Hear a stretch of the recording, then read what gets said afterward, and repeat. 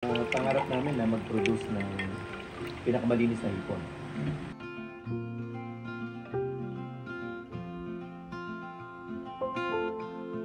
Hindi naman pangarap, ginagawa na namin yan.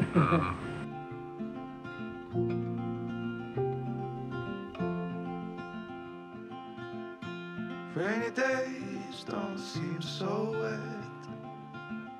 Stormy nights don't stay. From the moment. So, pagdating sa hipon, una, paborito mo yung hipon, kaya ako pinili yung hipon. At saka hindi masyadong political yung hipon. Baga yung presyo, hindi pinapakialaman yun. This could be the best thing that I'll ever know.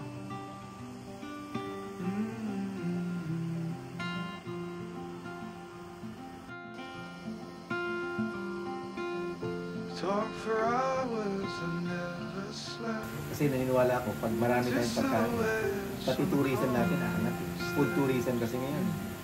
We watch the sun as it slowly crept from the horizon to the place we met.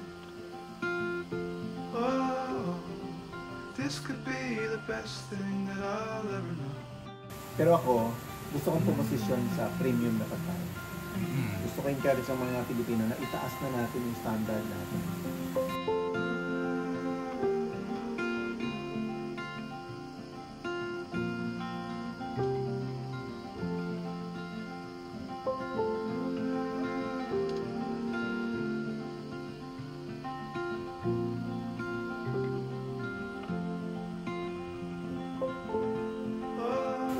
Kung itataas natin yung pagtingin sa sarili, itataas din natin yung pilit natin sa pagkain. Hindi na tayo kontento sa may amoy na bigas. Tataas, and eventually, well, the world will respect us and pupunta dito, makikipagkakain, makikikain sa atin. And again, position kasi natin yung supposedly yung tourist destination kasi we are naturally caring people. Ang ganda ng bansa natin. Pero tapos tayo sa pagkain. Kaya mas madaming tourist sa Vietnam ngayon, sa Thailand ngayon. Kalita ko sa Thailand.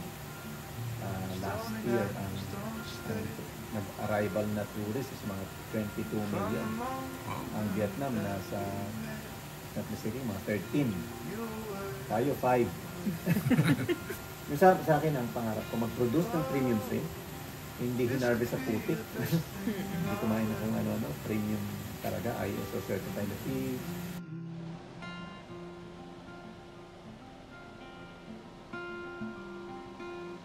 Talk for hours and never slept. Two silhouettes on the concrete steps.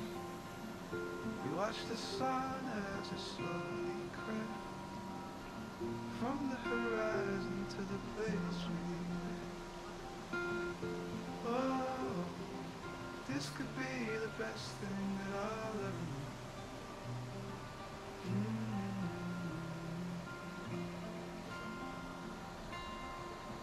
From our tank to your doorstep.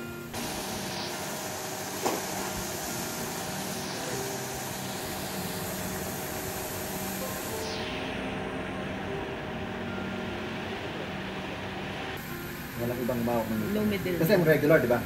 Bibiling ng dealer. Yeah. Sa farm. Kagaling sa konsignasyon. Palitan ng yelo, isa-source, tapos bibilin sa palengke. Doon natin bibilin.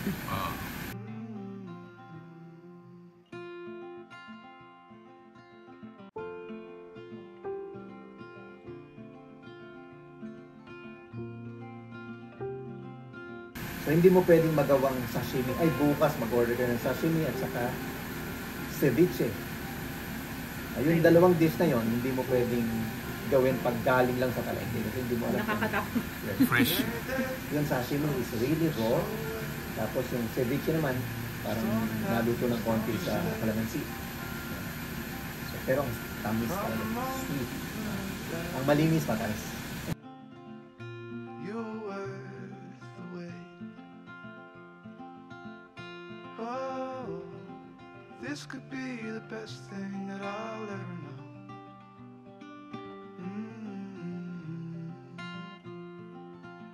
Soon, mga manufacturers, but soon, ito, yung B2C consumer talaga, diretso.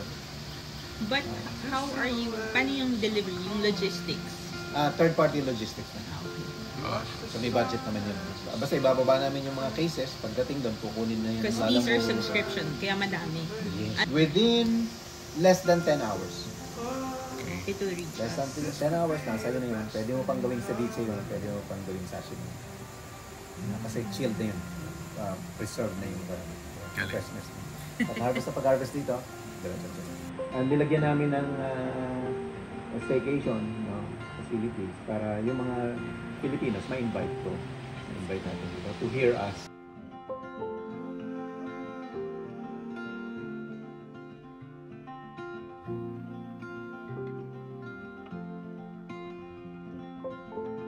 Oh, this could be the best thing that I'll ever know.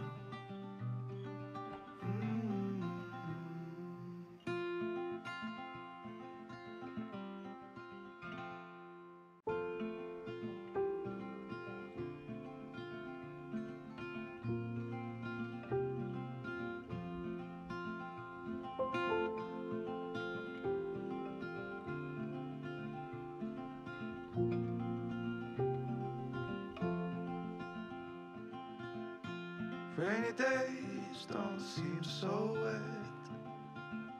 Stormy nights don't stay.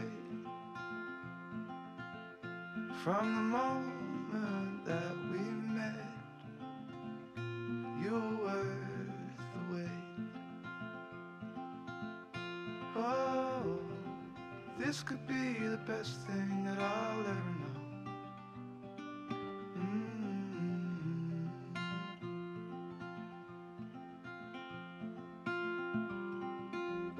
Talk for hours and never slept. Two silhouettes on the concrete steps. We watched the sun as it slowly crept from the horizon to the place we met. Oh, this could be the best thing that I'll ever know.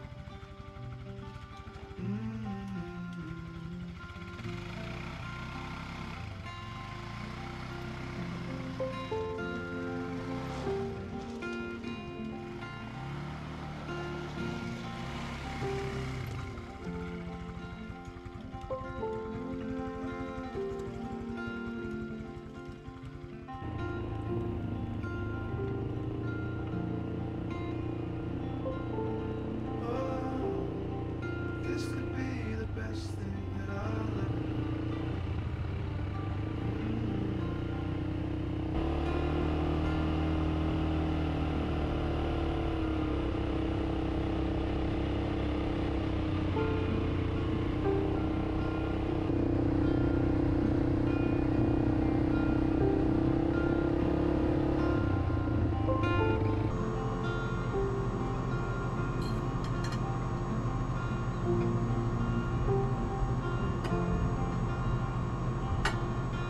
Rainy days don't seem so wet. Stormy nights don't stay. From the moment that we met, you were worth the wait. Oh, this could be the best thing that I'll ever know.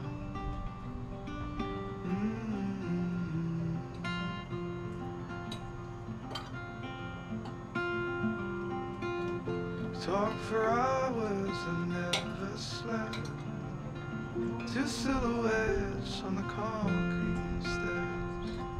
We watched the sun as it slowly crept from the horizon to the place we met. Oh, this could be. Hi kay Ma'am Princess Cabrera and kay Dean po. Ayun. Dito po kami sa Palaya, masaya kami. Yeah.